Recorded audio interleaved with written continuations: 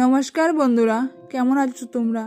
আশা করছি সবাই ভালো আছো, আর আমিও ভালো আছি। সিআর মোটিভেশন চ্যানেলে আপনাদের সবাইকে স্বাগত। বন্ধুরা, আজকে নিয়ে আসলাম আরও একটি নতুন ভিডিও। যদি আমার ভিডিওগুলি আপনাদের ভালো লাগে তাহলে অবশ্যই একটা লাইক করবেন এবং কমেন্ট বক্সে লিখবেন জয় শ্রীকৃষ্ণ। এবং যারা আমার চ্যানেলে নতুন তারা সাবস্ক্রাইব করে আমার পাশে থাকবেন।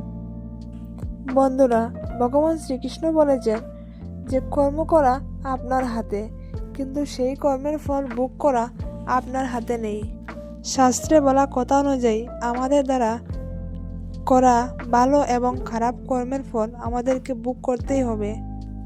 আমরা যেমনই কর্ম করি, সেই কর্ম ভালো হোক বা খারাপ, তার ফল আমাদের 10 বছর পরে হোক কিংবা 20 বছর পরে হোক কিংবা 30 বছর পরে হোক, সেই ফল ভোগ করতেই হয়।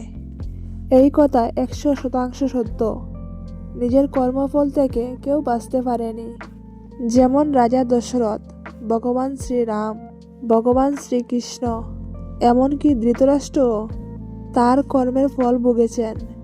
যেসব কর্মের ফল বর্তমান সময়ে ফলিত হয় না, তা ভোগ করার জন্য আত্মা নতুন শরীর ধারণ করে, আর এই নতুন শরীর নিয়ে আত্মা তার কর্মফল ভোগ করে থাকে, এবং তাকেই বলা হয় কর্মফল সিদ্ধান্ত। এই কর্মফল সিদ্ধান্ত বোঝার জন্য আসুন শুনি এক রাজার গল্প। অনেক প্রাচীনকালের কথা। কোনো এক রাজ্যে এক রাজা রাজত্ব করতেন। একদিন রাজা তার জন্মের রাশিফল পড়ছিলেন। তখন হঠাৎ করেই রাজা মনে মনে ভেবে উঠলেন যে যেদিন যে সময়ে আমার জন্ম হয়েছে, সেই দিন সেই সময়ে এই পৃথিবীতে আরও না জানি কত মানুষের জন্ম হয়েছে, কিন্তু তারা সবাই আমার মতো কেন রাজা হয়নি। এখন রাজা এই প্রশ্নের উত্তর খোঁজার চেষ্টা করে, কিন্তু কোনো মতে এই প্রশ্নের উত্তর তিনি খুঁজে পেলেন না। তার এই প্রশ্নের উত্তর পাওয়ার জন্য একদিন রাজা তার রাজসভায় সমস্ত বুদ্ধিমান লোকেদের আমন্ত্রণ জানালেন। তখন রাজ্যের সব বুদ্ধিমান ব্যক্তিরা রাজসভায় এসে উপস্থিত হন।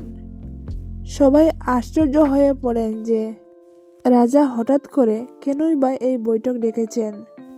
সব মন্ত্রী এবং বুদ্ধিমান ব্যক্তিদের নজর রাজার দিকে ছিল। রাজা সবাইকে স্বাগত জানালেন আর বললেন, হে মহান পুরুষেরা, আমি আপনাদের থেকে কিছু জানতে চাই। যেদিন যে সময়ে আমার জন্ম হয়েছে, ঠিক সেদিন সেই সময়ে অনেক মানুষের জন্ম হয়েছে, কিন্তু তারা সবাই আমার মতো কেন রাজা হয়নি? আপনারা সবাই অনুগ্রহ করে আমার এই প্রশ্নের উত্তর দিন। রাজার এই প্রশ্ন শুনে সব মন্ত্রী ও বুদ্ধিমান ব্যক্তিরা অবাক হয়ে গেলেন, এবং তারা অনেক চিন্তা ভাবনা করার পরেও রাজার এই প্রশ্নের উত্তর দিতে পারলেন না। রাজার ওই সভাতে এক বৃদ্ধ বুদ্ধিমান ব্যক্তিও বসেছিলেন। তিনি কিছুক্ষণ ভেবেচিন্তে রাজাকে বলেন, হে রাজা, এই রাজ্যের বাইরে এক ঘন বন রয়েছে। সেই ঘন বনে এক সাধু কয়েক বছর ধরে তপস্যা করে চলেছেন। তিনি আপনাকে আপনার এই প্রশ্নের উত্তর দিতে পারবেন। তার এই কথা শুনে রাজা পরের দিনই কয়েকজন সৈন্য নিয়ে সেই সাধুর উদ্দেশ্যে রওনা হলেন। অনেক দূর যাবার পর রাজা সেই ঘন জঙ্গলের মধ্যে একটি কুঁড়েঘর দেখতে পেলেন। সেই কুঁড়েঘরটি দেখতে পেয়ে রাজা খুবই খুশি হয়ে যান। এরপর যখন রাজা সেই কুঁড়েঘরের কাছে আসেন, তখন তিনি দেখতে পান যে ওই সাধু তো আগুনে পোড়া ছাই খাচ্ছে। এইসব দেখে তিনি হতভম্ব হয়ে গেলেন, কিন্তু তবুও বুকে সাহস নিয়ে রাজা ওই সাধুকে জিজ্ঞাসা করলেন, হে সাধু মহারাজ, আমি আপনাকে প্রণাম জানাই। আপনি আমার একটি প্রশ্নের উত্তর দেবার কৃপা করুন। যেই সময়ে আমার জন্ম হয়েছে, সেই সময়ে আরও না জানি কত মানুষের জন্ম হয়েছে, কিন্তু তারা আমার মতো রাজা কেন হয়নি? রাজার এই প্রশ্ন শুনে সাধু উত্তরে বলেন, হে রাজা, তোমার এই প্রশ্নের উত্তর আমি দিতে পারবো না। একটু এগিয়ে যাও, তুমি আরো একজন সাধুকে দেখতে পাবে। ওই সাধুই তোমার এই প্রশ্নের উত্তর দিতে পারবে। সাধুর এই কথা শুনে রাজা নিজেকে একটু অপমানিত বোধ করলেন, কারণ তিনি তার প্রশ্নের উত্তর চান। সেই জন্য তিনি দ্বিতীয় সাধুকে খোঁজার উদ্দেশ্যে বেরিয়ে পড়েন। কিছুটা পথ যেতেই রাজা আরও একজন সাধুকে দেখতে পান। কিন্তু এইসব কি, ওই সাধু তো মাটি কাটছে, যা দেখে রাজা অবাক হয়ে যান। তবুও সাহস করে রাজা ওই সাধুকে জিজ্ঞাসা করেন, হে সাধু মহারাজ, দয়া করে আপনি আমার একটি প্রশ্নের উত্তর দিন। কিন্তু ওই সাধু ক্রোধিত হয়ে বলেন, হে রাজা, তুমি দ্রুত এখান থেকে চলে যাও, আমি তোমার কোনো প্রশ্নের উত্তর দিতে পারবো না। সাধুর এই উত্তর পেয়ে রাজা হতাশা হয়ে পড়েন এবং তিনি খুবই দুঃখী মনে সেখান থেকে বেরিয়ে পড়েন। কিন্তু তখনই ওই সাধু বলেন, হে রাজা, তোমার ওই প্রশ্নের উত্তর একজনই দিতে পারবে, আর সে পাশের এক গ্রামেই থাকে। হে রাজা, তুমি অতি শীঘ্রই ওই ব্যক্তির কাছে যাও, কারণ সে মৃত্যুশয্যায় পড়ে রয়েছে। সাধুর এই কথা শুনে রাজা আশ্চর্যজনক হয়ে পড়ে। রাজা কিছুই বুঝতে পারছিল না তার সাথে এসব কি হচ্ছে, কারণ তিনি তার প্রশ্নের উত্তর চান। সেই জন্য তিনি ওই ব্যক্তির খুঁজে বেরিয়ে পড়েন। খুঁজতে খুঁজতে রাজা এক গ্রামে এসে পৌঁছান, আর সেই গ্রামেই রাজা ওই ব্যক্তিকে খুঁজতে থাকেন। অনেক খোঁজাখুঁজির পর রাজা ওই ব্যক্তির কাছে এসে পৌঁছান। রাজা দেখলেন ওই ব্যক্তি খুবই অসুস্থ এবং বিছানায় শুয়ে রয়েছে। ওই ব্যক্তিকে রাজা তার প্রশ্ন বলেন। তখন ওই ব্যক্তি উত্তরে বললেন, হে রাজা, আগের জন্মে আমরা 4 ভাই ছিলাম। একদিন আমরা 4 ভাই এক গভীর জঙ্গলে পথ হারিয়ে যাই। অনেকদিন হয়ে গেল আমরা কোনো পথ খুঁজে পাই না। আমাদের সব খাবার সামগ্রী সমাপ্ত হয়ে গিয়েছিল, শুধুমাত্র একটু আটাই বেঁচে ছিল। অবশিষ্ট আটা দিয়ে আমরা রুটি বানাই আর ভোজন করতে বসি। কিন্তু যখনই আমরা ভোজন করতে বসি তখনই এক বাবা সেখানে চলে আসেন।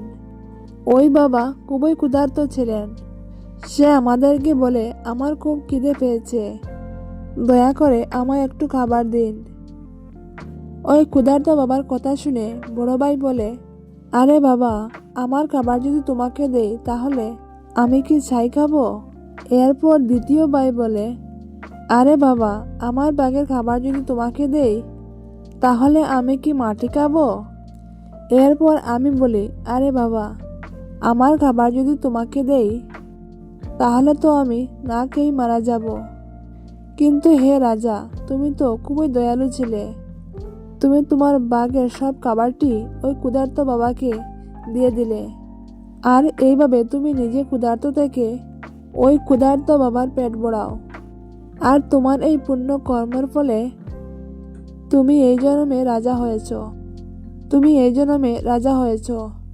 তুমি জঙ্গলের মাঝে যে 2 জন সাধুকে দেখতে পেয়েছ তারা তোমার আগের জন্মে ভাই ছিল।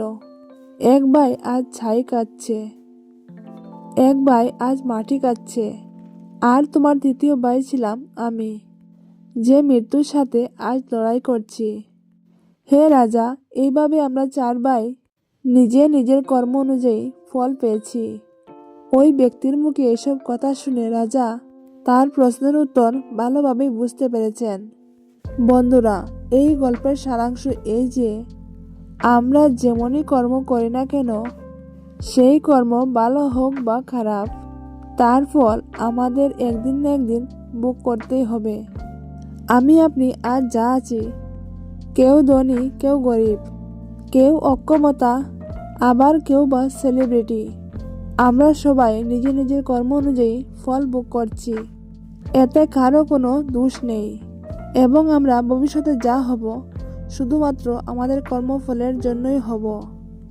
এটাই হলো কর্মফল সিদ্ধান্ত। আমি আশা করি এই গল্পটি আপনাদের খুবই ভালো লেগেছে। তাহলে ভিডিওটিতে একটি লাইক দিয়ে কমেন্টে লিখবেন জয় শ্রীকৃষ্ণ। রাধে রাধে।